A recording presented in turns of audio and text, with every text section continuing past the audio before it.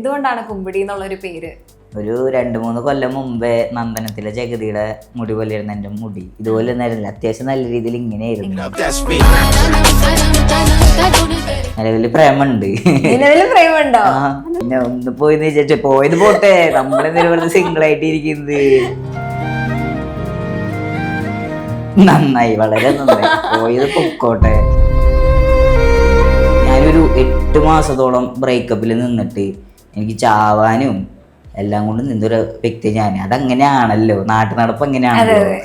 Work ചെയ്തിരുന്ന സ്ഥലത്ത് വെച്ചിട്ട് ഞാൻ എൻ്റെ ഈ കൈ മുറിച്ചിട്ടുണ്ട്, ജോലി സ്ഥലത്ത് വെച്ചിട്ട്. വടക്കുന്നാഥൻ എന്താണെന്നും അതിൻ്റെ ഉള്ളിൽ നടക്കുന്ന കാര്യങ്ങൾ എന്താണെന്നും എനിക്കറിയാം.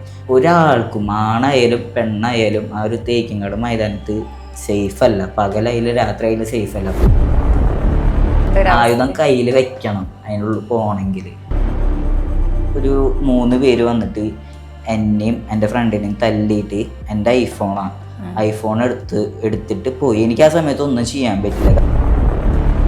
എനിക്ക് അക്ഷയ് കുമാർ എന്ന് പറഞ്ഞപ്പോഴും എനിക്ക് മനസ്സിലായില്ല, കാരണം ഞാൻ അധികം സിനിമ കാണാത്ത ആളാണ്. ഞാൻ 1.5 വർഷത്തോളമായിട്ടുണ്ട് ഞാൻ സ്വിഗ്ഗി ഓടാൻ തുടങ്ങിയിട്ട്. എനിക്ക് ഇന്ന വില ഒരു മാസം 1 ലക്ഷം രൂപ ഒന്നും ഉണ്ടാക്കാൻ പറ്റിയിട്ടില്ല. എങ്ങോട്ട് പോയാലും ഏത് ഡ്രസ്സ് ഇടായാലും ഞാൻ ചന്ദനക്കുറി തൊണ്ടു. അമ്പലവാസിയും കൂടിയാണ്.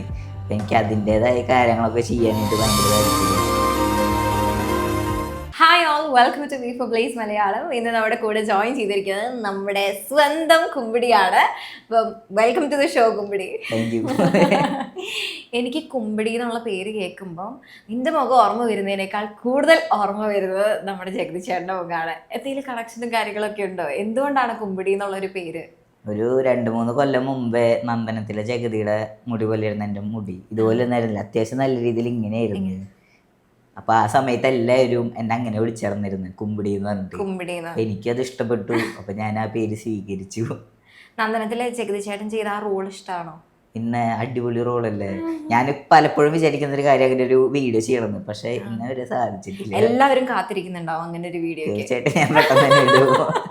അങ്ങനെ മുടി വളർത്താൻ പോവാണോ നീ? ഇല്ല, കുമ്പിടി സ്റ്റൈലില് അങ്ങനെ വളർത്തില്ല. കാരണം എന്താ വെച്ചാൽ അങ്ങനെ ഹെയർ കൊണ്ട് നടക്കുമ്പോ കുറെ മെയിൻറ്റെയിൻ ചെയ്യാൻ പാടാണ്. ഇപ്പൊ ഞാൻ കുറച്ച് ബിസി ആയതുകൊണ്ട് അതെ, ഫുൾ ടൈം വണ്ടിയുടെ പുറമെ അല്ല, വണ്ടിയുടെ മേലെയാണ്. അതാകുമ്പോ ഹെൽമെറ്റ് വെക്കുമ്പോ അത്യാവശ്യം നല്ല മെനക്കേട, തല ചൂടും എളുപ്പമില്ല. അപ്പൊ എങ്ങനെയായിരുന്നു ആ സമയത്ത് അത് മാനേജ് ചെയ്തുകൊണ്ടിരുന്നത്? ഹെയർ കെയർ ടിപ്സ് എന്തെങ്കിലും ഉണ്ടോ പറഞ്ഞു കൊടുക്കാൻ? ടിപ്സ് ആയിട്ടൊന്നുമില്ല. എന്ത് ടിപ്സ്? നോക്കാണ്ടിരുന്നാ മതി, അതന്നെ ഏറ്റവും വലിയ ടിപ്സ്. നോക്കാതിരുന്നാ വളരും. അല്ലെങ്കിൽ നമ്മളിപ്പോ വളരും നോക്കി കഴിഞ്ഞാൽ ഒരിക്കലും വളരാൻ പോണില്ല. നോക്കാണ്ടിരുന്നാ മതി, അത്യാവശ്യം നല്ല രീതിയിൽ വളരും. ഒന്നും തേക്കൊന്നുമില്ല.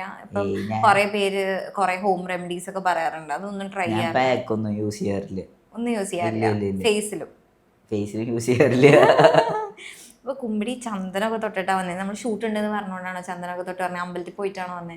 അങ്ങനെയല്ല, എനിക്ക് ഇഷ്ടമാണ്. ഞാൻ എങ്ങോട്ട് പോയാലും ഏത് ഡ്രസ്സ് ഇടായാലും ഞാൻ ചന്ദനക്കുറി തൊടും.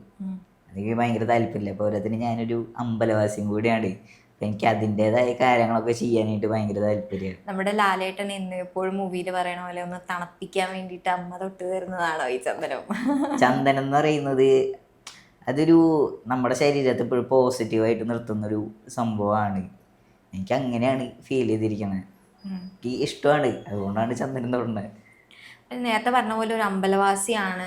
അപ്പോൾ നമ്മുടെ തൃശ്ശൂരിൽ നിന്ന് വരുന്ന ആളായതുകൊണ്ട് ഏറ്റവും ആപ്റ്റായിട്ടുള്ള ക്വസ്റ്റ്യൻ ചോദിക്കാനായിട്ട് നമ്മുടെ വടക്കുന്നാഥൻ ക്ഷേത്രമായിട്ട് ഭയങ്കര ഒരു കണക്ഷൻ കീപ്പ് ചെയ്യുന്ന ഒരാളായിരിക്കും ഒട്ടുമിക്ക തൃശ്ശൂർക്കാരും, അല്ലേ? ജാതി മത ഭേദമന്യേ. അതെ, തീർച്ചയായിട്ടും. വടക്കുന്നാഥൻ എന്ന് പറയുമ്പോൾ തന്നെ ഒരു പോസിറ്റീവായിട്ടുള്ളൊരു സ്ഥലമാണ്. പ്രത്യേകിച്ച് അതൊരു ശിവനാണ്. അപ്പൊ അതിൻ്റെതായ എനർജിയും ആ ഒരു പവറും ഞങ്ങൾ തൃശ്ശൂർക്കാർക്ക് ഉണ്ടാവുമല്ലോ. ശിവനെ പോലെ ദേഷ്യപ്പെടുന്ന ഒരാളൊക്കെയാണോ? ദേഷ്യമുണ്ട്, ദേഷ്യമില്ല എന്ന് പറയണില്ല. തൊട്ടേനും പിടിച്ചതിനൊക്കെ നല്ല ദേഷ്യമുണ്ട്. പക്ഷെ ഇപ്പൊ പരമാവധി എല്ലാം കൊണ്ടും കൺട്രോൾ ചെയ്യാനായിട്ട് ശ്രമിക്കുന്നുണ്ട്. കാരണം ദേഷ്യം നല്ലതിനല്ല, അത് മനസ്സിലാവും. അല്ല, അത് നമ്മൾ ഓരോന്ന് ചെയ്യുമ്പോഴേ നമുക്കത് മനസ്സിലാവുള്ളൂ. എപ്പോഴാണ് അങ്ങനെ മനസ്സിലാക്കിയ മൊമെന്റ്? എനിക്ക് എടുത്തുചാട്ടം കൂടുതലുള്ള പല കാര്യങ്ങളിലും. എനിക്ക് ഇഷ്ടമില്ലാത്ത കാര്യമാണെങ്കിൽ ഞാൻ ഓപ്പോസിറ്റ് നിൽക്കുന്ന ആളെ കേൾക്കാനും കാണാനും ഞാൻ നിൽക്കത്തില്ല. എനിക്ക് ദേഷ്യം വന്നു കഴിഞ്ഞാൽ സ്പോട്ടിൽ ഞാൻ പ്രതികരിക്കും. ആളുടെ മാനസികാവസ്ഥയും കാര്യങ്ങളൊന്നും ഞാൻ ചിന്തിക്കില്ല. പക്ഷേ പിന്നീട് എനിക്ക് അതൊരു റൗണ്ട് അടിച്ച് എനിക്ക് തിരിച്ച് വരുമ്പോഴാണ് ശരിയാണല്ലോ എന്നാൽ അങ്ങനെ ചെയ്യണ്ടായിരുന്നല്ലോ അങ്ങനത്തെ ഒരു സംഭവം എൻ്റെ മനസ്സിൽ വരാം. പിന്നീട് മനസ്സിലാവും ഉദ്ദേശം നല്ലതെന്നല്ല, പല കാര്യങ്ങളും നല്ലതെന്നല്ല, ജസ്റ്റ് ഒന്ന് ഇരുന്ന് തിങ്ക് ചെയ്യുക, ആലോചിച്ചിട്ട് മാത്രം സൗമ്യമായിട്ട് സംസാരിക്കുക. അതാകുമ്പോൾ ബന്ധങ്ങളായാലും നിലനിൽക്കും, നമുക്കായാലും നല്ലതാണ്. അങ്ങനെ ദേഷ്യം കാരണം തകർന്നു പോയ എന്തെങ്കിലും ബന്ധങ്ങളുണ്ടോ? ദേഷ്യം കാരണം ഇല്ല, അങ്ങനെ ഉണ്ടായിട്ടില്ല. എടുത്തുചാട്ടം എപ്പോഴെങ്കിലും വിനയായി പോയിട്ടുണ്ടോ? എടുത്തുചാട്ടം പലപ്പോഴും പല കാര്യങ്ങളിലും പിന്നീടാണ് അത് ചെയ്ത് കഴിഞ്ഞിട്ടാണ് നമ്മൾ ആലോചിക്കുക. ജസ്റ്റ് ഒന്ന് എൻ്റെ അടുത്ത് പലരും പറഞ്ഞിട്ടുണ്ട്, അതായത് ഒരു കാര്യം ചെയ്യുന്നതിന് മുമ്പ് ഒരു 100 വട്ടം ആലോചിക്കണം. 100 വട്ടം ആലോചിച്ചിട്ട് 101ാമത്തെ വട്ടം വേണം നമ്മളത് ചെയ്യാനായിട്ട്. അങ്ങനെയൊക്കെയാണ്. പക്ഷെ ഞാൻ അങ്ങനെ അല്ലാത്തതുകൊണ്ട് അങ്ങനെ എന്തെങ്കിലും സംഭവം ഷെയർ ചെയ്യാനുണ്ടോ?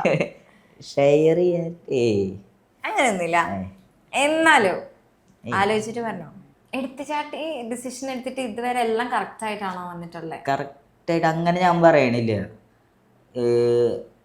പക്ഷെ നമ്മൾ ആലോചിക്കണം അത്ര തന്നെ. എനിക്ക് എടുത്ത് ചാടിയിട്ടാണെങ്കിൽ എനിക്ക് ഒരു കാര്യം നേടണം എന്ന് വിചാരിച്ചു കഴിഞ്ഞ് കഴിഞ്ഞാൽ ഞാനത് ഏതറ്റം വരെ പോയിട്ടായാലും എനിക്കത് നേടിയേ പറ്റത്തുള്ളൂ. അല്ലെങ്കിൽ എനിക്ക് മെൻ്റലി ഒരു എനിക്കത് കിട്ടിയില്ലല്ലോ, എനിക്ക് അങ്ങനെ ഒരു വിഷമം വരും, ഭയങ്കര ഡിപ്രഷൻ വരും എനിക്ക്. പക്ഷെ ഞാനത് എത്ര ദിവസം വൈകിയില്ല, എത്ര ലേറ്റ് ആയാലും ഞാനിത് ചെയ്തെടുക്കും. എനിക്ക് എൻ്റെ ക്യാരക്ടർ അങ്ങനെയാണ്. അതുകൊണ്ട് ഞാൻ ഇന്നേ വരെ ഒന്നും ഞാൻ വിട്ട് കളഞ്ഞിട്ടില്ല. എത്രയൊക്കെ ആൾക്കാരെന്ന് പറയുന്നത് കേട്ടായ പോലും ഞാൻ എത്ര വൈകിട്ടായാലും ഞാനത് ചെയ്യും. അതുകൊണ്ട് അങ്ങനെയൊന്നും ഉണ്ടായിട്ടില്ല. അപ്പൊ നമ്മൾ സ്കൂൾ ലൈഫിലായാലും കോളേജ് ലൈഫിലായാലും നമുക്ക് പ്രേമമൊക്കെ ഉണ്ടായിട്ടുണ്ടാവുമല്ലോ, സർവ്വസാധാരണം. പ്രേമത്തിലൊന്നും എനിക്കിത് ബാധിച്ചിട്ടില്ല. പ്രേമിച്ചിട്ടുണ്ടോ? പ്രേമിച്ചിട്ടുണ്ട്. ഇപ്പം നിലവിലൊരു പ്രേമം ഉണ്ടോ അല്ലെങ്കിൽ സിംഗിൾ ആണോ? നിലവില് പ്രേമുണ്ട്. പിന്നെ ഒന്ന് പോയിന്ന് വിചാരിച്ച പോയത് പോട്ടെ, നമ്മളെന്തെങ്കിലും പറഞ്ഞ സിംഗിൾ ആയിട്ട് ഇരിക്കുന്നത്. ശരിയാ, അവര് പോണേ പൊക്കോട്ടെ. പോയത് നന്നായി തോന്നുന്നു മോശമായി തോന്നുന്നു? പോയത് നന്നായി, വളരെ നന്നായി. പോയത് പൊക്കോട്ടെ. ഞാൻ എൻ്റെ ലൈഫിലോട്ട് വരരുതെന്നാണ് ഞാൻ ഏറ്റവും കൂടുതൽ ആഗ്രഹിക്കുന്നത്. ഒന്നും കൊണ്ടും വരരുത്, ഒരു കാര്യം കൊണ്ടും വരരുത്. നീ തിരിച്ചു വരരുത്. ഇപ്പൊ ഉള്ള കുട്ടി നല്ല പോവരുത് എന്ന് ആഗ്രഹിക്കുന്ന ഒരു കുട്ടിയാണ്. പോയില്ലെങ്കിൽ സെറ്റ് ആയിരിക്കും ലൈഫ്, എൻ്റെ ലൈഫ് സെറ്റ് ആയിരിക്കും. കാരണം എന്താ വെച്ചാൽ ഞാനിപ്പോൾ എന്ത് കാര്യം ചെയ്യായാലും എനിക്ക് ചോദിക്കാനുള്ളൊരു വ്യക്തി, എന്നെ പറഞ്ഞ് മനസ്സിലാക്കാനുള്ളൊരു വ്യക്തി, എൻ്റെ തെറ്റ് കണ്ടത് തെറ്റാണ്, ശരി കണ്ടത് ശരിയാണ്, നീ ഇങ്ങനെ ചെയ്താൽ ശരിയായിരിക്കും, അങ്ങനെയൊക്കെ എല്ലാം കൊണ്ടും എന്നെ സപ്പോർട്ട് ചെയ്യുന്ന ഒരു വ്യക്തിയാണ് അത്. അപ്പോൾ പോയില്ലെങ്കിൽ എൻ്റെ ലൈഫ് അടിപൊളിയായിരിക്കും. ഇപ്പം ലവർ ഫ്രണ്ടിൽ ഇരിക്കേണ്ടതെന്ന് വിചാരിക്കും, എന്താ നീ പറയാ? അവളോട് എന്താ നിനക്ക് പറയാനുള്ളത്? പ്രത്യേകിച്ച് ഒന്നും പറയാനില്ല. കാരണം എന്താ വെച്ചാൽ ഒരു ദിവസം മാക്സിമം ഒരു 10 വട്ടെങ്കിലും വിളിക്കും. 10 വട്ടത്തിൽ ഒരു 1 മണിക്കൂർ അല്ലെങ്കിൽ 2 മണിക്കൂറോളം ഞങ്ങൾ ഇരുന്ന് സംസാരിക്കുന്നത്. അപ്പോൾ ഒരു ലവർ അല്ലെങ്കിൽ പാർട്ട്ണർ എന്നുള്ളൊരു 10 വട്ടം 2 മണിക്കൂർ നീ സംസാരിക്കും? 2 മണിക്കൂർ അല്ലെങ്കിൽ ചിലപ്പോൾ 1 അരമണിക്കൂർ അങ്ങനെ. എടാ 20 മണിക്കൂർ 24 മണിക്കൂർ ഒരു ദിവസത്തിലുള്ളൂ, പകുതി മുക്കാലും നീ അവളെ 24 മണിക്കൂറൊക്കെ നോക്കണം. നമുക്ക് അങ്ങനെയൊന്നും ഇല്ലല്ലോ. അത് ശരി, പ്രേമിക്കുമ്പോൾ നമ്മള് സമയം നോക്കാറില്ല. എനിക്ക് സമയമില്ല, ദിവസമില്ല. രാവിലെ മുതൽ ഇങ്ങനെ ഉറങ്ങണ വരെ ഇങ്ങനെ വിളിച്ചുകൊണ്ടിരിക്കും, ഓരോ കാര്യങ്ങൾ ഇങ്ങനെ വിളിച്ചുകൊണ്ടിരിക്കും. ഞാൻ നോക്കാറില്ല. സംസാരിക്കാനുള്ള ചോദിച്ചു കഴിഞ്ഞ് കഴിഞ്ഞാല് ഈ ഫുഡ് കഴിച്ചോ ഈ വക കാര്യങ്ങളൊന്നുമല്ല. ഞാൻ പറഞ്ഞില്ല, ഞാനിപ്പോൾ ഒരു ദിവസം ഞാൻ വെറുതെ ഇരിക്കാത്ത ആളാണ്. അപ്പോൾ എനിക്കിഷ്ടം പോലെ കാര്യങ്ങളുണ്ട്. ഇപ്പോൾ വിളിക്കുകയാണെങ്കിൽ എനിക്ക് വീട്ടിൽ നിന്ന് വന്ന മുതലുള്ള കാര്യങ്ങൾ, ഇവിടെ നടക്കുന്ന കാര്യങ്ങൾ എല്ലാം അപ്ഡേറ്റ് ചെയ്യും ഞാൻ. അത് എന്തിനാ, അതൊരു സംശയത്തിൻ്റെ ഒരു ഇതല്ല, പക്ഷെ ഞാൻ പറയും. കാരണം എന്താ വെച്ചാൽ ഇപ്പോൾ ഞാൻ എന്തെങ്കിലും, ഞാൻ ചിലപ്പോൾ ഓരോ കാര്യം എനിക്ക് മറവി കൂടുതലാണ്. ഞാനിപ്പോൾ എന്തെങ്കിലും മറന്നു കഴിഞ്ഞ് കഴിഞ്ഞാൽ ആളെനിക്ക് പറഞ്ഞു തരുന്ന ഇന്ന കാര്യങ്ങൾ ചെയ്തില്ലല്ലോ ചോദിച്ചിട്ട്, എനിക്കതൊരു ബെനിഫിറ്റ് അല്ലേ.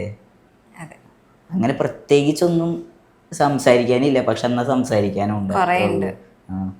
സമയം പോകുന്നത് അറിയാറേ ഇല്ല. പിന്നെ ഞാനിപ്പോ വർക്കില് ബിസി ആണ്, അതിൻ്റെ ഇടയിൽ ഇങ്ങനെ സമയം കിട്ടുമ്പോ ഇപ്പോ കുമ്പിടീനെ ആ പെണ്ണിലേക്ക് ആകർഷിച്ച ഒരു 3 കാര്യം എന്താ? ആകർഷിച്ച 3 കാര്യം അങ്ങനല്ല. എനിക്കൊരു ബ്രേക്കപ്പ് ഉണ്ടായിരുന്നു. ആ ഒരു ബ്രേക്കപ്പിൽ എന്നെ നല്ല രീതിയിൽ സപ്പോർട്ട് ചെയ്തൊരു വ്യക്തിയാണ്. അതായത് ഞാനൊരു 8 മാസത്തോളം ബ്രേക്കപ്പിൽ നിന്നിട്ട് എനിക്ക് ചാവാനും എല്ലാം കൊണ്ട് നിന്നൊരു വ്യക്തി ഞാൻ. അതങ്ങനെയാണല്ലോ, നാട്ടു നടപ്പ് എങ്ങനെയാണല്ലോ. അപ്പോൾ അതിലൊന്നും ഒരു വലിയ കഥ ഇല്ലാന്ന് അതിനുശേഷം വേറെ പെണ്ണിനല്ല, അതിലൊരു കഥ ഇല്ലാന്ന് പിന്നീടാണ് മനസ്സിലായത്. കാരണം നമുക്കൊരു സെൽഫ് റെസ്പെക്റ്റ് എന്ന് പറഞ്ഞൊരു സംഭവമുണ്ട്. അത് കളഞ്ഞിട്ടാണ് ഞാൻ ഈ വർക്ക് ചെയ്തിരുന്ന സ്ഥലത്ത് വെച്ചിട്ട് ഞാൻ എൻ്റെ ഈ കൈ മുറിച്ചിട്ടുണ്ട്.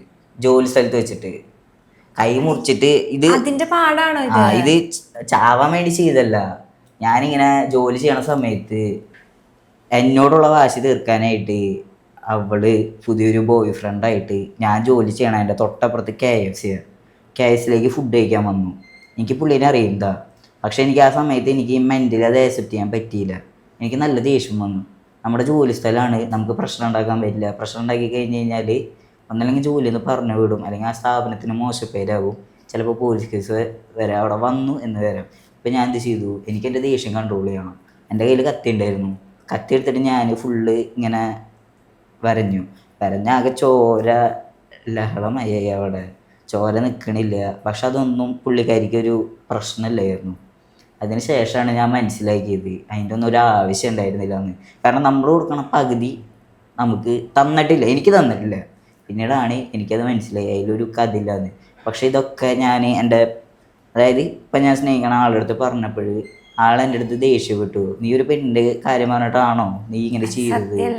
അതെ, സത്യമാണ്. ജീവിതം അതൊക്കെ അത്രേ ഉള്ളൂ. പക്ഷെ നമുക്ക് സ്നേഹത്തില് നമ്മളങ്ങോട്ട് സ്നേഹിച്ച് അങ്ങോട്ട് നിക്കല്ലേ സംഭവം. ഞാൻ ഒരു തെറ്റ് ചെയ്തിട്ടാണ്, അത് ഞാൻ പറയണില്ല, ഞാനൊരു തെറ്റ് ചെയ്തിട്ടാണ്. തെറ്റ് ക്ഷമിച്ചാൽ തീരാവുന്ന പ്രശ്നമുള്ളൂ. തെറ്റാണോ? ക്ഷമിക്കായൊന്നുമില്ല. മനുഷ്യന്മാരല്ലേ, മനുഷ്യന്മാർക്ക് ക്ഷമിക്കാൻ പറ്റില്ലെങ്കിൽ വേറെ ആർക്ക് ക്ഷമിക്കാൻ പറ്റുക? പക്ഷെ ആ ഒരു ഇതിലൊക്കെ എന്നെ നല്ല രീതിയിൽ സപ്പോർട്ട് ചെയ്തൊരു വ്യക്തിയാണ്. എനിക്കതാ ഇഷ്ടപ്പെട്ടത്. കാരണം നമുക്ക് ഇപ്പോൾ ഫ്രണ്ട്സിനേക്കാളും ഉപരി എന്നെ നല്ല രീതിയിൽ സപ്പോർട്ട് ചെയ്തിട്ടുണ്ട്. നമുക്ക് പല കാര്യങ്ങൾ വീട്ടിൽ ഷെയർ ചെയ്യാൻ പറ്റത്തില്ല. എന്നാൽ ഞാൻ വീട്ടിൽ ഷെയർ ചെയ്യണ ഒരാളും അല്ല. ഞാൻ എൻ്റെ കാര്യങ്ങൾ എല്ലാവരും ഓപ്പണായിട്ട് പറയുന്നൊരു വ്യക്തിയല്ല. ഇതൊക്കെ ഞാൻ പേഴ്സണലായിട്ട് കൊണ്ടുനടക്കുന്നൊരു വ്യക്തിയാണ്. പക്ഷെ എല്ലാം കൊണ്ടും അറിഞ്ഞ് എന്നെ സപ്പോർട്ട് ചെയ്തൊരു വ്യക്തിയാണ്. ഞാൻ പറയാണ്ട് തന്നെ എന്നെ സപ്പോർട്ട് ചെയ്തൊരു വ്യക്തി ആയതുകൊണ്ട് എനിക്ക് ആളെ എൻ്റെ ലൈഫിൽ കൂട്ടണം എന്ന് തോന്നി. അതുകൊണ്ട് ഞാൻ അങ്ങ് കൂട്ടി. ഞാൻ ചോദിച്ചു പോരുന്നു എൻ്റെ കൂടെ. അപ്പൊ തന്നെ പറഞ്ഞു പോരാം, എന്നാ ശരി. എപ്പോഴാണ് ഞങ്ങൾ മാരേജ് എക്സ്പെക്ട് ചെയ്യണ്ടേ? അങ്ങനെ ഒരു സംഭവം ഞാൻ ആലോചിക്കണില്ല. മനുഷ്യന്മാരുടെ ഇതാണ്. നമുക്ക് ചിലപ്പോൾ എപ്പോൾ വേണമെങ്കിലും ഓരോ കാര്യങ്ങളും മാറിപ്പോവാം. ചിലപ്പോൾ മരിച്ചാലും പോരെ. അപ്പൊ നമുക്ക് അതൊക്കെ ഒരു വിഷമമായിരിക്കും.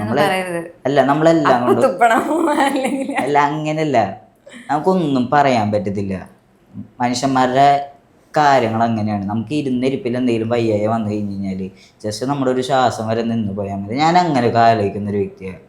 കാരണം നമ്മൾ എന്ത് നടന്നാലും അത് നമ്മളൊക്കെ അത് മുൻകൂട്ടി കണ്ട് നമ്മൾ ഈ ഒരു രോഗാവസ്ഥ എപ്പോൾ വേണമെങ്കിലും വരാം, അല്ലെങ്കിൽ നാളെ വണ്ടി ഓടിച്ചു പോകുമ്പോൾ നമ്മൾ മരിച്ചു പോവാം എന്ന് കരുതിയിട്ട് ഇപ്പം നമ്മളല്ലാതെ തന്നെ ഒരു കുട്ടിക്ക് മോഹം കൊടുക്കുകയല്ലേ? അതും ഒരു തെറ്റല്ലേ? ഞാൻ പറഞ്ഞിട്ടുണ്ട്, അങ്ങനെ മോഹിക്കരുത്, അങ്ങനെ മോഹിക്കാൻ പാടില്ല എന്നാണ് എന്നെ സംബന്ധിച്ച്. കാരണം എനിക്കതിലൊരു ബ്രേക്കപ്പ് കിട്ടിയിട്ടുണ്ട്, ആൾക്കായാലും ഒരു ബ്രേക്കപ്പ് കിട്ടിയിട്ടുണ്ട്. ആളതൊക്കെ തരണം ചെയ്ത് വന്നൊരു വ്യക്തിയാണ്. അപ്പം ആൾക്കറിയാം. അപ്പം ഞങ്ങളിപ്പോൾ വഴക്കിടുന്ന സമയത്ത് ഞാൻ പറയും ഇത് കൂടുതൽ പോകണ്ട. അപ്പം ആളായാലും പറയുന്നത് ഇത് കൂടുതൽ പോകണ്ട, നമുക്ക് ഇവിടെ നിർത്താം. ശരി, നിർത്താം. 2 ദിവസം കഴിഞ്ഞാൽ പിന്നെ വിളിക്കും. ഞങ്ങളങ്ങനെ കൂടുതൽ ഒരു ഇത് കൊടുത്തിട്ടില്ല. പോണിടത്തോളം പോട്ടെ, അത്രേ ഉള്ളൂ. വടക്കുന്നാഥനെ പറ്റിയിട്ട്, വടക്കുന്നാഥ ക്ഷേത്രത്തിനെ പറ്റിയിട്ട് ഭയങ്കരമായിട്ട് പീസ്ഫുൾ അറ്റ്മോസ്ഫിയർ ആണെന്നുള്ള കാര്യങ്ങളെല്ലാം പറഞ്ഞു. അതേസമയം നമ്മൾ കുമ്പിയുടെ പേജ് എടുത്ത് നോക്കുകയാണെങ്കിൽ ആ ഒരു പരിസരത്തിനെ പറ്റിയിട്ട് വളരെ മോശം കാര്യങ്ങൾ നടക്കുന്ന ഒരു പരിസരം ആണെന്നും പറയുന്നുണ്ട്. അപ്പം കുറേ പ്രതിഷേധങ്ങളും കാര്യങ്ങളും ഒക്കെ ഉണ്ടായിട്ടുണ്ടായിരുന്നു. ഇതൊക്കെ എങ്ങനെ മാനേജ് ചെയ്തത്? ഈ വടക്കുന്നാഥൻ എന്ന് പറയുമ്പോൾ തന്നെ ഒരുപാട് പേർക്ക് നല്ല പോസിറ്റീവായിട്ടുള്ളൊരു സംഭവമാണ്. നമുക്ക് അവിടെ പോയിട്ട് പോയിരിക്കണ ഓരോ വ്യക്തികൾക്കും അവിടുത്തെ ആയിട്ടുള്ളൊരു പോസിറ്റീവ് എനർജി ഫീൽ ചെയ്യും. എങ്ങനെ പോയാലും ഫീൽ ചെയ്യും. ഞാൻ അന്ന് ആ ഒരു വീഡിയോ ഇട്ട സമയത്ത് എൻ്റെ നാട്ടിലെ പല സെലിബ്രിറ്റീസും അതിൻ്റെ താഴെ വന്നിട്ട് ഒരുപാട് കമൻ്റ് ഇട്ടു. അതായത് നമ്മുടെ നാട്, അതായത് തൃശ്ശൂരിൻ്റെ ഈ തേക്കിങ്ങാട് മൈതാനം ഒരുപാട് പുരോഗമിച്ചുകൊണ്ടിരിക്കുകയാണ്, പുരോഗമനങ്ങൾ ഇനിയും വന്നുകൊണ്ടിരിക്കുകയാണ്, നീ ആ വീഡിയോ ഇട്ടത് ശരിയായിട്ടില്ല എന്ന് പറഞ്ഞിട്ട്. എനിക്ക് അതിനോട് 100% എനിക്ക് യോജിക്കാൻ പറ്റത്തില്ല. കാരണം എന്താ വെച്ചാൽ അതൊരു പീസ്ഫുൾ ആയിട്ടുള്ളൊരു സംഭവമാണെങ്കിലും പകല് കാലങ്ങളായാലും രാത്രി കാലങ്ങളായാലും പല തെറ്റുകൾ, പല നെഗറ്റീവായിട്ടുള്ള കാര്യങ്ങളും അവിടെ നടക്കുന്നുണ്ട്. ഞാൻ പറയാന്ന് വെച്ചിട്ടുണ്ടെങ്കിൽ ഞാൻ എൻ്റെ ഒരു ഫോൺ പോയായിരുന്നു ഒരു 6-7 മാസങ്ങൾക്ക് മുമ്പാന്ന് തോന്നുന്നുണ്ട്. ഫോൺ പോയത് ഇതുപോലെ തന്നെ ഒരു പീസ്ഫുൾ ഒരു എനർജി ഫീൽ ചെയ്യാൻ വേണ്ടിയിട്ടാണ് ഞാൻ എൻ്റെ ഫ്രണ്ടും കൂടിയിട്ട് അങ്ങോട്ടേക്ക് പോയത്. അങ്ങോട്ടേക്ക് പോയ സമയത്ത് ഒരു 3 പേര് വന്നിട്ട് എന്നെയും എൻ്റെ ഫ്രണ്ടിനെയും തല്ലിയിട്ട് എൻ്റെ ഐഫോൺ എടുത്തിട്ട് പോയി. എനിക്ക് ആ സമയത്ത് ഒന്നും ചെയ്യാൻ പറ്റില്ല. കാരണം എൻ്റെ ഓർക്കപ്പുറത്ത് വന്നിട്ട് തലയുടെ ബാക്ക് സൈഡിൽ അടിച്ചത്. ബാക്ക് സൈഡിൽ ഇവിടെ അടിച്ച വശം തന്നെ എനിക്ക് കണ്ണ് ഫുള്ള് പോയി, ബ്ലറായി. എനിക്കൊന്നും ചെയ്യാൻ പറ്റിയില്ല. ഇവരാണെങ്കിൽ ഫോണും കൊണ്ടുപോയി ചെയ്തു. ഞാൻ പ്രതികരിച്ചില്ല. കാരണം എന്താ വെച്ചാൽ ഒന്നാമത് നല്ലോണം കുടിച്ചിട്ടുണ്ടായിരുന്നവർ, അവരെങ്ങനെയുള്ള ആൾക്കാരായിരിക്കും, അവരുടെ കയ്യിൽ വേറെ എന്തെങ്കിലും ഉണ്ടോ എനിക്കറിയാം. വടക്കുന്നാഥൻ എന്താണെന്നും അതിൻ്റെ ഉള്ളിൽ നടക്കുന്ന കാര്യങ്ങൾ എന്താണെന്നും എനിക്കറിയാം. പക്ഷെ ഞാൻ എൻ്റെ ഫ്രണ്ടിൽ പറഞ്ഞ മാതിരി കണ്ണൂരിൽ നിന്നാണ് വന്നത്. അപ്പോൾ പുള്ളി അവിടെ ജസ്റ്റ് ഒന്ന് ഫീൽ ചെയ്യണം എന്ന് പറഞ്ഞപ്പോൾ ഞാൻ അവിടെ ജസ്റ്റ് ഒന്ന് കൊണ്ടുപോയതാണ്. ആ ഒരു സമയത്താണ് ഇങ്ങനെയൊക്കെ ഉണ്ടാവുന്നത്. എൻ്റെ ഫോൺ എടുത്തുകൊണ്ട് പോയപ്പോൾ എൻ്റെ അന്നെന്ന് പറയുന്നത് പകുതിയും ഫോണാണ്. ആ ഫോൺ ആ സമയത്ത് ഞാൻ EMI എടുത്ത ഫോണാണ്. അത് എറിഞ്ഞ് പൊട്ടിച്ച് കഴിഞ്ഞ് കഴിഞ്ഞാൽ എനിക്ക് എൻ്റെ കാര്യങ്ങളൊന്നും നടക്കില്ല. പോരാത്തതിന് EMI അടച്ചുകൊണ്ടിരിക്കുകയാണ്. അപ്പം ഞാൻ എന്ത് ചെയ്തു, ഞാൻ പോയിട്ട് പോലീസിൽ കംപ്ലയിൻറ്റ് ചെയ്തു. പോലീസുകാർ വന്നു. അവിടെ എനിക്ക് മനസ്സമാധാനം ഉണ്ടായിരുന്നില്ല. പോലീസുകാരൊക്കെ വന്നപ്പോൾ ഒരു 1.5 മണിക്കൂർ കഴിഞ്ഞിട്ട് പോലീസുകാർ സ്ഥലത്ത് വന്നത്. കാരണം അവരാദ്യം വന്ന് റൗണ്ട് അടിച്ചിട്ട് ഒരാളെയും കണ്ടില്ല. എനിക്ക് എൻ്റെ ഫോൺ പോയ ഒരു വിഷമവും എന്ത് ചെയ്യേണ്ടതെന്ന് അറിയാത്ത ഒരു ഇത് കാരണം ഞാൻ വണ്ടി എടുത്തിട്ട് ഫുള്ള് തേക്കിങ്ങാട് മൈതാനം ഫുള്ള് ചുറ്റിയിട്ടുണ്ട്. ആ ഇരുട്ടത്ത് നമുക്ക് പകൽ പോലും സേഫ് അല്ല. അപ്പോൾ ആ ഇരുട്ടിൻ്റെ കാര്യം നമുക്ക് ആലോചിക്കാവുന്നതേ ഉള്ളൂ. പക്ഷെ ആ സമയത്ത് ഞാൻ ആ ഒരു വ്യക്തി, അതായത് എൻ്റെ ഫോൺ തട്ടിപ്പറിച്ച ആൾ അവിടെ ഇരിക്കുന്ന കണ്ടപ്പോൾ ഞാൻ പോലീസിൻ്റെ അടുത്ത് പറഞ്ഞു, ഇയാളാണ് എൻ്റെ ഫോൺ എടുത്ത് ഞാൻ കാണിച്ചു കൊടുത്തു. ഇയാൾ പിടിച്ച വിടിയാലോ പറഞ്ഞു, അയാളല്ല ഫോൺ എടുത്തേ പറഞ്ഞു. അപ്പോഴത്തേനും ആൾക്കാർ കൂടി. ആ സമയത്ത് അവിടെ അധികം ആൾക്കാരുണ്ടായിരുന്നില്ല. പക്ഷേ ഒരു 11:30 സമയത്ത് ഇഷ്ടംപോലെ ആൾക്കാരൊക്കെ ഉണ്ടായിരുന്നു. പക്ഷേ എനിക്ക് ഈ 3 പേരുണ്ടെങ്കിലും ആ ഒരു വ്യക്തിനെ മാത്രമേ എനിക്ക് പിടിക്കാൻ പറ്റിയിട്ടുള്ളൂ. ബാക്കി 2 പേരെ കാണാനില്ല. കാരണം എന്ന് വെച്ചാൽ അതിൻ്റെ ഉള്ളിൽ ഒരുപാട് തുരുത്ത് പോലത്തെ ഒരു സംഭവങ്ങളുണ്ട്. തുരുത്തെന്ന് ഉദ്ദേശിക്കുന്നത് ഇപ്പോൾ കായലരികത്താണെങ്കിൽ കുറേ മരങ്ങളും കാര്യങ്ങളൊക്കെ ഉണ്ടാവും. ഇവിടെ എന്ന് പറയുന്നത് ഓരോ മരങ്ങളുടെ ഇടയിൽ പോയി കഴിഞ്ഞ് കഴിഞ്ഞാൽ ഒരാളും പിടിക്കാൻ പറ്റത്തില്ല. അത് നമുക്ക് മനസ്സിലാവും. രാത്രി കാലങ്ങളിൽ പെട്ടെന്ന് മനസ്സിലാവും. അതുപോലെ തന്നെ ഈ പോലീസുകാർക്കായാലും അറിയാം. പിന്നെ തൃശ്ശൂർ അരച്ച കലക്കി കുടിച്ച ആൾക്കാർക്കും ആ ഒരു സ്ഥലങ്ങൾ ഏതാണെന്ന് മനസ്സിലാവും. അങ്ങോട്ട് പോലീസുകാർ എൻ്റെ അടുത്ത് പറഞ്ഞിട്ടുണ്ട്, ഞങ്ങൾക്ക് വരെ അങ്ങോട്ട് പോകാൻ പേടിയാണ്. ഇവർ ഈ ഫോൺ എടുത്തിട്ട് ബാക്കി 2 പേര് പോയി. ഇത് മാത്രമല്ല, ഇഷ്ടംപോലെ കാര്യങ്ങൾ അതിൻ്റെ ഉള്ളിൽ നടക്കുന്നുണ്ട്.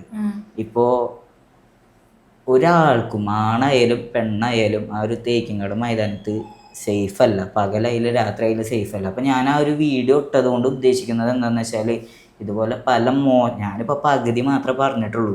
ഇതിലും മോശമായിട്ടുള്ള പല കാര്യങ്ങളും അതിൻ്റെ ഉള്ളിൽ നടന്നിട്ടുണ്ട്. ഞാനതിപ്പോൾ പറയാനായിട്ട് ആഗ്രഹിക്കുന്നില്ല.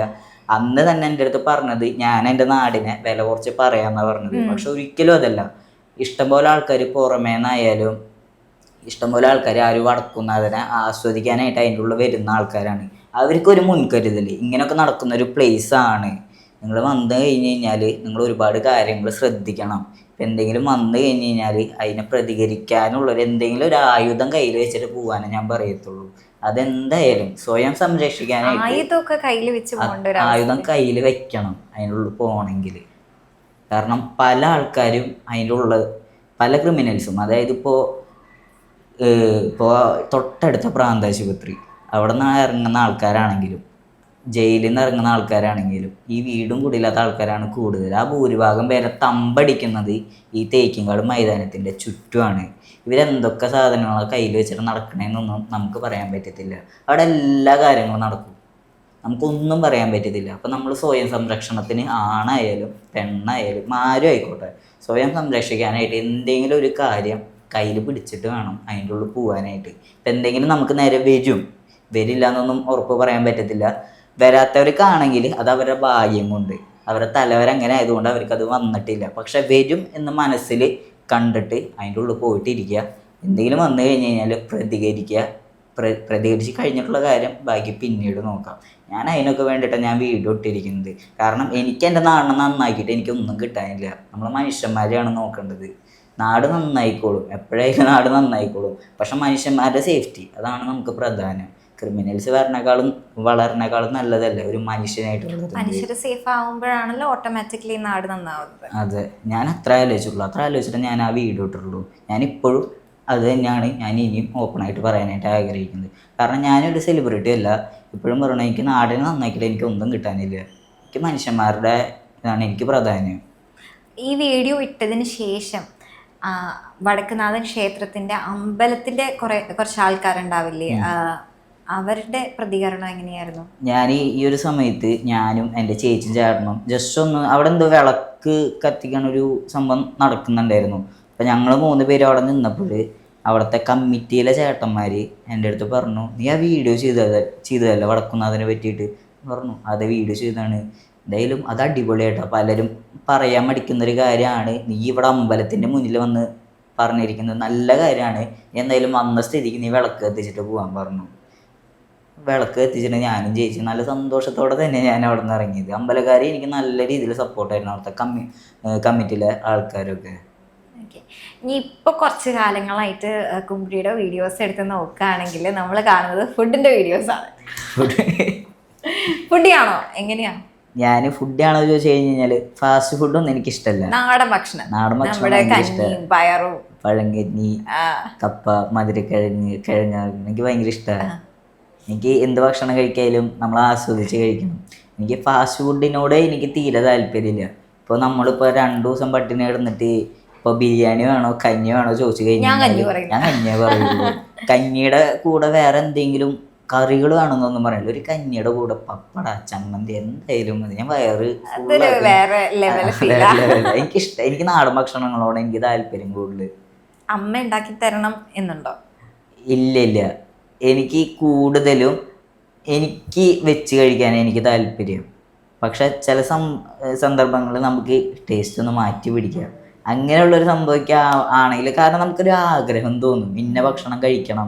ചിലപ്പോൾ നമുക്ക് ഉണ്ടാക്കാൻ അറിയാത്ത ഭക്ഷണമായിരിക്കും. പക്ഷെ നമ്മളിങ്ങനെ മനസ്സിലിങ്ങനെ ആഗ്രഹിച്ചിരിക്കുന്ന സമയത്തായിരിക്കും നമുക്ക് ചിലപ്പോൾ അമ്മ വെച്ചിട്ടുണ്ടാവും. അല്ലെങ്കിൽ ഞാനിപ്പോൾ കോഴിക്കോടാണെങ്കിൽ അവിടെ റാണിയമ്മ വെച്ചിട്ടുണ്ടാവും. അപ്പോൾ പ്രത്യേക ഒരു ഇഷ്ടമാണ് കഴിക്കാനായിട്ട്. പലരും പറയുന്നത് എനിക്ക് ഭക്ഷണത്തിനോട് ആക്രാന്തമെന്നാണ്. സത്യത്തിൽ അത് ആക്രാന്തല്ല. നമ്മൾ ഏത് ഭക്ഷണം കഴിക്കായാലും നമ്മളത് ആസ്വദിച്ച് കഴിക്കണം. അത് ആസ്വദിച്ച് കഴിച്ചാലാണ് നമ്മുടെ മനസ്സിനും നമ്മുടെ ശരീരത്തിലും ആ ഒരു ഭക്ഷണം പിടിക്കുള്ളൂ. നമ്മൾ ആസ്വദിക്കാണ്ട് ഒരാഴ്ച ഭക്ഷണം കഴിച്ചു നോക്കിയേ, അതൊരിക്കലും നമ്മുടെ ശരീരത്തിൽ പിടിക്കില്ല. നമ്മൾ ഇഷ്ടം കൊണ്ട് തന്നെ ആ ഒരു ഭക്ഷണം കഴിക്കണം, അത് ഏതായാലും. ഓക്കെ, ഇപ്പം 2 അമ്മമാരുണ്ട് അല്ലേ കുമ്പിടിക്ക്. ഇപ്പം ഏറ്റവും കൂടുതൽ ഇഷ്ടം ഏത് അമ്മേനോടാ? ഏറ്റവും കൂടുതൽ ഇഷ്ടം എൻ്റെ അമ്മേനെ കൊണ്ട് തന്നെയാണ്. എൻ്റെ അമ്മേനോടാണ്. ഓക്കെ, അപ്പം അമ്മയുടെ ഫീലിംഗ് എങ്ങനെയായിരുന്നു? എനിക്ക് വേറൊരു അമ്മയുണ്ട്, അല്ലെങ്കിൽ ദീപ ചേച്ചിനെ ഞാൻ അമ്മയായിട്ട് കാണുന്നു എന്ന് പറഞ്ഞപ്പോൾ? എനിക്ക് ദീപ ചേച്ചി മാത്രമല്ല അമ്മയായിട്ട്, ഞാൻ എൻ്റെ ഫ്രണ്ട്സിൻ്റെ അമ്മമാരെ ഞാൻ അമ്മയെന്നാണ് വിളിക്കുക. എൻ്റെ ഫ്രണ്ട്സിൻ്റെ അച്ഛന്മാരെ ഞാൻ അച്ഛനെന്നാണ് വിളിക്കുക. എൻ്റെ ഫ്രണ്ട്സിന് ഇപ്പോൾ അവരുടെ റിലേറ്റീവ്സ് വന്നു കഴിഞ്ഞ് കഴിഞ്ഞാൽ അവരെന്താണോ വിളിക്കണം ഞാൻ അത് തന്നെയാണ് അവരും വിളിക്കുക. പിന്നെ കുറച്ചും കൂടി ഇഷ്ടം എൻ്റെ അമ്മ കഴിഞ്ഞിട്ട് ദീപറാണിയോട്, അത്രേ ഉള്ളൂ. ഓക്കെ, ഈ അടുത്തിടയ്ക്ക് ഒരു വീഡിയോ ഇറങ്ങിയായിരുന്നു, മറ്റേ അക്ഷയ് കുമാറിന്റെ. അത് ആക്ച്വലി റിയൽ ഇൻസിഡന്റ് ആയിരുന്നു. എൻ്റെ അടുത്ത് പറഞ്ഞു നമുക്കൊരു വീഡിയോ ചെയ്യണം. ഞാൻ മൈക്ക് വാങ്ങിച്ചിട്ടുണ്ടായിരുന്നു. ഞാനിപ്പോൾ വീഡിയോ എടുക്കാൻ തുടങ്ങിയിട്ട് ഏകദേശം എൻ്റെ അക്കൗണ്ട് അത്യാവശ്യം എന്താ പറയുക ഫോളോവേഴ്സൊക്കെ ആയിട്ട് ഒരു 1.5 വർഷത്തോളം ആയി തോന്നുന്നു. 1.5 വർഷത്തിൻ്റെ ഇടയിൽ ഞാൻ ഇപ്പോഴാണ് മൈക്ക് എടുത്തിരിക്കുന്നത്. അപ്പോൾ മൈക്ക് എടുത്തിട്ട് ഞാൻ വീഡിയോസ് ഒന്നും ചെയ്തിട്ടില്ല. ഈ പറഞ്ഞ മാതിരി ഫുഡ് കഴിക്കണ 2 വീഡിയോസ് മാത്രമേ ഞാൻ ചെയ്തിട്ടുള്ളൂ. ഞാൻ നല്ല ആൾക്ക് എടുക്കാൻ വേണ്ടിയിട്ടാണ് ഞാൻ മൈക്ക് കൊണ്ടുപോയത്. അപ്പോൾ കൊണ്ടുപോയ സമയത്ത് ആൾ പറഞ്ഞു നമുക്ക് വീഡിയോ എടുക്കാമെന്ന് പറഞ്ഞു. ഞാൻ എന്താ പറയണ്ടേ ചോദിച്ചു. നമ്മളത് ചോദിക്കല്ലോ. നീ ഒന്നും പറയണ്ട, നീ വീഡിയോയിൽ നിന്ന് തന്നാൽ മതി പറഞ്ഞു. ഞാൻ പറഞ്ഞു എന്നാൽ ശരി ഞാൻ നിന്ന് തരാം. പിന്നെ ആളായിട്ട് എൻ്റെ അടുത്തേക്ക് വന്നതാ. അപ്പം നമുക്കറിയില്ലല്ലോ ഇവരെന്താ ഉദ്ദേശിക്കണമെന്ന് അറിയില്ലല്ലോ. ഞാനിപ്പുള്ള കാര്യം ഞാൻ പറഞ്ഞു. ഞാനത് പറഞ്ഞു. പിന്നീടാണ് വീഡിയോ ഒക്കെ എടുത്ത് കഴിഞ്ഞതിന് ശേഷം എനിക്ക് അക്ഷയ് കുമാർ എന്ന് പറഞ്ഞപ്പോഴും എനിക്ക് മനസ്സിലായില്ല. കാരണം ഞാൻ അധികം സിനിമ കാണാത്ത ആളാ. പ്രത്യേകിച്ച് ഈ ഹിന്ദി നടന്മാരൊന്നും എനിക്ക് ആ ഒരു കാര്യത്തിലുള്ള അറിവില്ല. കണ്ടറിയാല്ലാണ്ട് പേരൊന്നും അറിയത്തില്ല. അക്ഷയ് കുമാർ എന്ന് പറഞ്ഞപ്പോ അക്ഷയ് കുമാർ നോക്കിയപ്പോഴാണ് അയ്യോ നല്ല കണ്ടുപരിചയമുള്ള ആള്. അത് ശരിക്കും നടന്ന സംഭവം. ഞാൻ വിചാരിച്ചിട്ടില്ല അത്, പിന്നീടാണ് മനസ്സിലായത്. ഇങ്ങനെ ഒരു നടനുണ്ട്. അതെ. ഓ, ഇദ്ദേഹം അക്ഷയ് കുമാർ ആയിരുന്നു. ചിന്തിക്കണില്ലല്ലോ, ഇപ്പൊ മനസ്സിലായി. അക്ഷയ് കുമാറിനെ ഞാൻ ജീവിതത്തിൽ മറക്കില്ല, മറക്കാൻ പറ്റില്ലല്ലോ. അതേപോലെ വൈറലായിരുന്നു അത് വീഡിയോ ഓർമ്മയുണ്ടോ? ഈ പെൺകുട്ടികളെ ഞാൻ മറന്നുപോ. അങ്ങനെ പറഞ്ഞാ മതി. പെൺകുട്ടികളെ മറന്നു വിചാരിക്കും, അക്ഷയ് കുമാറിനെ മാത്രം ഓർമ്മ. ആ വീഡിയോ ആണ് നല്ല കേരളം കേറിയത്. അതെ, അടിപൊളിയായിട്ട്. ഞാൻ വിചാരിക്കാത്തൊരു സംഭവമായിരുന്നു. വിചാരിക്കാതെ അൺഎക്സ്പെക്ടഡ് ആയിട്ട് എയർലി കമന്റ് എടുത്ത് നോക്കിയിട്ടില്ല ഞാന്, കമന്റ് എടുത്ത് നോക്കാറില്ല പൊതുവെ. ഇല്ല. ഓക്കെ, ഇപ്പം ആക്ച്വലി കുമ്പിടി എന്താണ് ചെയ്യുന്നത്? ഞാൻ സ്വിഗ്ഗി സൊമാറ്റോ അല്ലേ, സ്വിഗ്ഗി മാത്രമാണ്. ഓക്കെ, എവിടെ നിന്നാണ് ഒരു മോട്ടിവേഷൻ? കാരണം ഞാൻ നോക്കുമ്പോൾ സ്വിഗ്ഗി ഡെലിവറി ബോയ്സ് അങ്ങനെ ആരും വീഡിയോസും കാര്യങ്ങളും ഒന്നും ചെയ്യാറില്ല. ആദ്യമായിട്ട് എനിക്ക് തോന്നുന്നു കുമ്പിടിയാണ് ചെയ്യുന്നത്. ഞാനാണ്. എങ്ങനെയാണ് ആ ഒരു ഇതിലേക്ക് എത്തിപ്പെട്ടത്? ഞാൻ ഇതിനു മുമ്പ് നമ്മുടെ ശോഭ സിറ്റിയിലെ വർക്ക് ചെയ്തിരുന്നത്, ഐനോക്സിലെ വർക്ക് ചെയ്തിരുന്നത്. അപ്പം അന്ന് ഈ പറയണ മാതിരി റിലേഷൻഷിപ്പിൻ്റെ സമയമായിരുന്നു. ആ സമയത്ത് ഞാൻ അവിടെ നിന്ന് ജോലിക്ക് ഇറങ്ങിയിട്ട് പിന്നെ ജോയിൻ ചെയ്യുന്നത് സ്വിഗ്ഗിയിൽ കയറാൻ വേണ്ടിയിട്ടാണ്. കാരണം സ്വിഗ്ഗിയിൽ കയറി കഴിഞ്ഞ് കഴിഞ്ഞാൽ നമുക്ക് ഇഷ്ടമുള്ളപ്പോൾ ജോലിയിൽ കയറിയാൽ മതി, ഇഷ്ടമുള്ളപ്പോൾ ജോലിയിൽ നിന്ന് ഇറങ്ങുക, അങ്ങനത്തെ ഒരു സംഭവമാണ്. ആ സമയത്ത് ഞാൻ ഇങ്ങനെ സ്വിഗ്ഗിയൊക്കെ ഓടിച്ചുകൊണ്ടിരിക്കുന്ന സമയത്ത് ഞാൻ പൊതുവെ നമ്മൾ റീൽസൊക്കെ കാണും. അപ്പോൾ നമ്മുടെ തമിഴ്നാട്ടിലുള്ള അപ്പോൾ സ്വിഗ്ഗിയിലെ ചേട്ടന്മാർ മാസം 1 ലക്ഷം 2 ലക്ഷം രൂപ ഒക്കെ കിട്ടും എന്ന് പറഞ്ഞിട്ട് വീഡിയോസൊക്കെ ചെയ്യുന്ന ഇഷ്ടം പോലെ ഞാൻ കണ്ടിട്ടുണ്ട്. ശരിക്കും അത്ര കിട്ടുന്നുണ്ടോ? കേരളത്തിൽ ഓടിയാൽ കിട്ടില്ല. ഞാൻ 1.5 വർഷത്തോളമായിട്ടുണ്ട് ഞാൻ സ്വിഗ്ഗി ഓടാൻ തുടങ്ങിയിട്ട്. എനിക്ക് ഇന്ന വില ഒരു മാസം 1 ലക്ഷം രൂപ ഒന്നും ഉണ്ടാക്കാൻ പറ്റില്ല. ദിവസം ഓട്ടം ഉണ്ടെങ്കിൽ 10,000-2000 രൂപയോളം നമുക്ക് കിട്ടും. ഓട്ടം ഉണ്ടെങ്കിൽ ഇൻസെൻറ്റീവ് അടക്കാം ഒരു 1700-1800, അതും 14-15 മണിക്കൂറോളം വർക്ക് ചെയ്യണം. അപ്പോൾ ഒരു ദിവസത്തിന്റെ പകുതിയാണ് നമ്മുടെ പോണേ, പകുതിയല്ല 3/4 ഭാഗം നമ്മുടെ പോണേ. അത്ര ഓടിയാൽ അത്ര കിട്ടത്തുള്ളൂ. പക്ഷെ ഇപ്പോൾ ഒരുപാട് ഇൻഫ്ലുവൻസേഴ്സ്, എനിക്കറിയില്ല, ഞാനാണ് സ്വിഗ്ഗിയുടെ വീഡിയോസ് കേരളത്തിൽ ആദ്യം ഇട്ട് തുടങ്ങിയത്. അതായത് തമിഴ്നാട്ടിലെ നമ്മുടെ നാട്ടിൽ കമ്പയർ ചെയ്തിട്ട്. പക്ഷെ ഇപ്പോൾ ഒരുപാട് പേര് 1,60,000 രൂപ മാസം ഉണ്ടാക്കണമെന്ന് പറഞ്ഞിട്ട് വീഡിയോസൊക്കെ ഇടുന്നത് കാണാറുണ്ട്. എനിക്കറിയില്ല, എനിക്ക് ഇന്നേവരെ ഉണ്ടാക്കാൻ പറ്റിയിട്ടില്ല.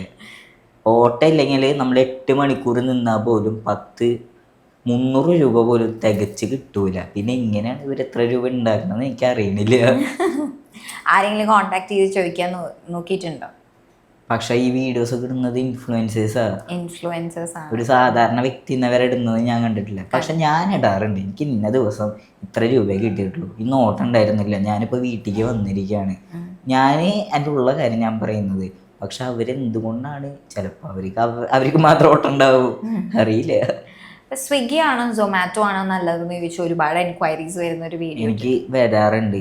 സ്വിഗ്ഗി സൊമാറ്റോനെ സംബന്ധിച്ച് സൊമാറ്റോയിൽ എപ്പോഴും ഓർഡേഴ്സ് ഉണ്ടാവും, സ്വിഗ്ഗിയിൽ ഓർഡർ കുറവായിരിക്കും. പക്ഷേ ഏണിങ്സ് രണ്ടിലും സെയിം ആയിരിക്കും, അത്രേ ഉള്ളൂ വ്യത്യാസം.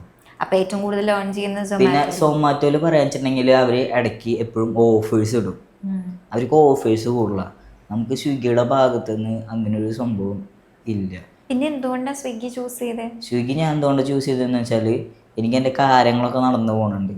അതായത് ഞാനിപ്പോൾ ഒരു ഇൻഫ്ലുവൻസർ ആയിട്ടില്ല, പക്ഷേ എനിക്ക് എൻ്റെ സോഷ്യൽ മീഡിയ വളർത്തി കൊണ്ടുപോകാനായിട്ട് എനിക്ക് ഏറ്റവും ബെസ്റ്റ് ഓപ്ഷൻ എന്ന് പറയുന്നത് സ്വിഗ്ഗിയാണ്. അതായത് സ്വിഗ്ഗിയുടെ വീഡിയോസ് ഇടാമെന്നല്ല ഞാൻ പറയുന്നത്, പക്ഷെ എൻ്റെ അല്ലാത്ത കാര്യങ്ങൾ എനിക്ക് നടന്നു പോകും, പ്രൊമോഷനും കാര്യങ്ങളും എല്ലാ കാര്യങ്ങളും നടന്നു പോകും. അതുകൊണ്ടാണ് ഇപ്പൊ സ്വിഗ്ഗി ഡെലിവറിക്ക് പോയിട്ട് എപ്പോഴെങ്കിലും ആ കുമ്പിടി അല്ലേ എന്നാരെങ്കിലും ആൾക്കാർ ചോദിച്ചിട്ട് എന്നെ കണ്ടിട്ട് എനിക്ക് ടിപ്പ് കൂടുതൽ തരുന്ന ആൾക്കാരുണ്ട്. അത് എൻ്റെ ഒരു സ്ലാങ്ങും എൻ്റെ ഒരു ശൈലിയും ഇഷ്ടപ്പെട്ടത് കൊണ്ടായിരിക്കും. ഈ ഒരു ഇൻഫ്ലുവൻസർ ലൈഫ് ശരിക്കും നമുക്ക് സ്വിഗ്ഗിയിലും കൂടി ഉപയോഗിക്കാൻ പറ്റുന്നുണ്ട്. സ്വിഗ്ഗി കാരണമാണ് എൻ്റെ സോഷ്യൽ മീഡിയ ഇങ്ങനെ വളർന്നത്. ഫാൻ ബേസ് കുറച്ച് കൂടിയത്. ഫാൻ ബേസ് സ്വിഗ്ഗി കാരണമല്ല, ഞാനിപ്പോൾ എല്ലാവിടെയും ഞാൻ ആക്റ്റീവായിട്ട് നിൽക്കുന്നൊരു വ്യക്തിയാണ്. ഇപ്പോൾ ഇപ്പോൾ ഇന്ന സ്ഥലത്ത് പോയി കഴിഞ്ഞാൽ അവിടെ അടങ്ങി ഒതുങ്ങിയിരിക്കത്തില്ല. ഈ പറയണ മാതിരി എന്തും ഞാൻ ആസ്വദിക്കും. ഇപ്പോൾ ആരെങ്കിലും പലരും നമ്മളെ അടുത്ത് സംസാരിക്കുന്നത് വരുമ്പോൾ നമ്മളൊരു ഇൻഫ്ലുവൻസറാണ്, നമുക്ക് ചാടി ഉണ്ടാവും, നമ്മളെങ്ങനെ പ്രതികരിക്കുന്നു അങ്ങനത്തെ ഒരു സംഭവം അറിയാനായിട്ടാണ് ചിലർ സംസാരിക്കും, ചിലർ സംസാരിക്കില്ല. അങ്ങനെ സംസാരിക്കുമ്പോൾ അവർക്ക് കിട്ടേണ്ടത് നമ്മൾ കൊടുക്കുമ്പോഴാണ്, അപ്പോൾ ആ ഒരു എൻ്റെ ഒരു ശൈലിയിൽ ഞാൻ സംസാരിക്കുമ്പോഴാണ് അവർക്ക് കൂടുതലും അത് ഇഷ്ടമാവുന്നത്. പലരും പറയുന്നത് നിൻ്റെ സംസാരം ഭയങ്കര രസമാണ് കേൾക്കാനായിട്ടാണ്. കാരണം എനിക്കിങ്ങനെ ബിൽഡപ്പ് പിടിച്ചിട്ട് സംസാരിക്കാനൊന്നും അറിയത്തില്ല. ഞാനിങ്ങനെ കാഷ്വലായിട്ട് ഇങ്ങനെ എങ്ങനെയാണോ അതേപോലെയാണ്. അതുകൊണ്ടാണ് പലർക്കും എന്നെ ഇഷ്ടം.